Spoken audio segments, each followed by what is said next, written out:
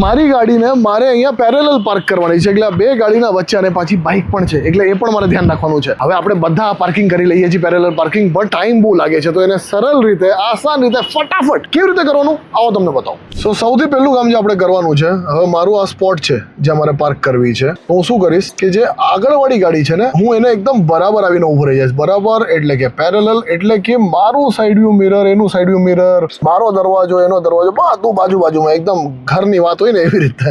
અને અહીંયા મને પાછળવાળી ગાડીના બંને હેડલેમ્પ દેખાય છે. બરાબર, હવે આપણે લેશું રિવર્સ, ફૂલ ટર્ન મારીશું, અને પછી હવે આ વાળું મિરર જોવાનું છે કે આ વાળા મિરરમાં એ જે બે હેડલેમ્પ છે ને એ આવવાના ચાલુ થવા જોઈએ. આ આવી ગયા. હવે તમે અહીંયા જોઈ લો કે આ મિરરમાં મને એના બંને હેડલેમ્પ દેખાય છે. દેટ મીન્સ કે હવે ટાઈમ આવી ગયો છે કે મારે ગાડી હવે થોડીક સીધી કરીને અપોઝિટ ડાયરેક્શનમાં જવાનું ચાલુ કરવું જોઈએ. ધીમે ધીમે કરીને હું એ પ્રોસેસ ચાલુ કરીશ અને ગાડીને આપણે આરામથી પાછળ લઈ જશું.